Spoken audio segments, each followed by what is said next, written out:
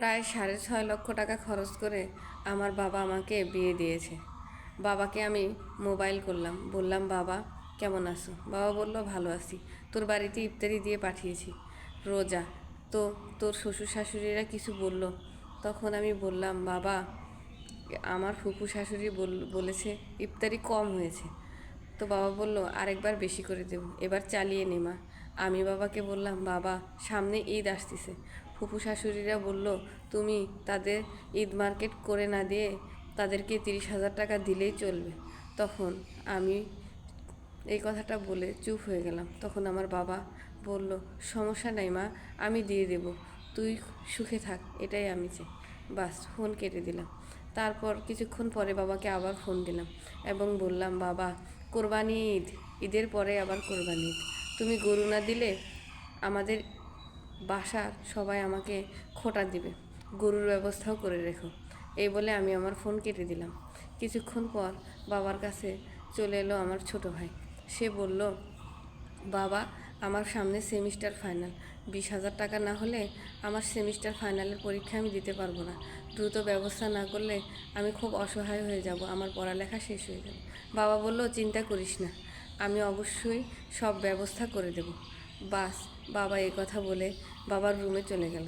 বাবা চিন্তা করছে এত টাকা কোথায় পাবে, সামনে মেয়েকে ঈদের বাজার করার জন্য আবার সাজন দিতে হবে, 30,000 টাকা, কোথায় এমন টাকা কোথায় আছে?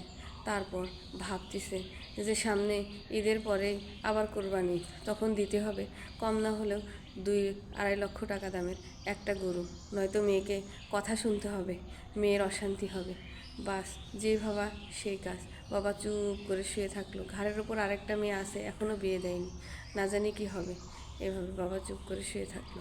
শুয়ে থাকতে থাকতে বাবার আর ঘুম ভাঙলো না, বাবা ঘুমিয়ে পড়লো একেবারে। সকাল হলো, সবাই বাবাকে ডাকছে, ও বাবা বাবা ওঠো। প্রাণের স্ত্রীটাও কান্না করছে, কিন্তু বাবা উঠছে না।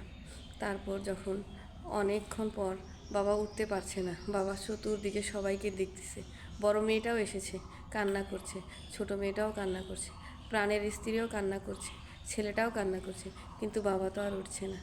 এভাবেই ঝরে যাচ্ছে আমাদের পৃথিবীতে, মানে পুরো বাংলাদেশে এই সাজনের প্রথাটা ছড়িয়ে পড়েছে, সবার দৃষ্টি আকর্ষণ করছে।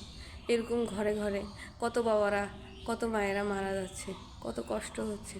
আপনারা সবাই এর জন্য অবশ্যই রুখে দাঁড়াবেন। মানুষ কিস্তি তুলে হলেও এই সাজনটা মেয়েদের বাড়িতে পৌঁছে দিচ্ছে। এটা না দিলে কি তাদের ইফতার হয় না? এটা না দিলে কি তাদের ঈদ হয় না? কেন হয় না? তারা নিজের পায়ে নিজে দাঁড়াতে পারে না কেন? বাবা মায়ের কষ্ট দেয় কেন?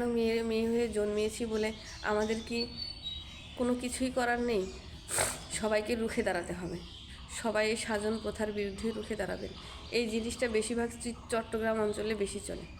আমার বাড়ি চট্টগ্রাম, এটা আমার কথা নয়, এটা আমি সংগ্রহ করেছি এবং এটা আমার বাসার পাশে এক বাড়িতে ঘটেছে।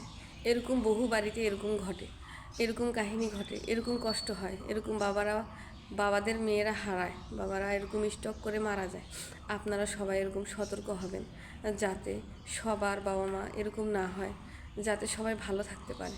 আজকে আমার কথাগুলো এখানে শেষ করতেছি। কথাগুলো ভালো লাগলে ভিডিওটি অবশ্যই লাইক কমেন্ট শেয়ার করবেন। আসসালামু আলাইকুম, আল্লাহ হাফেজ।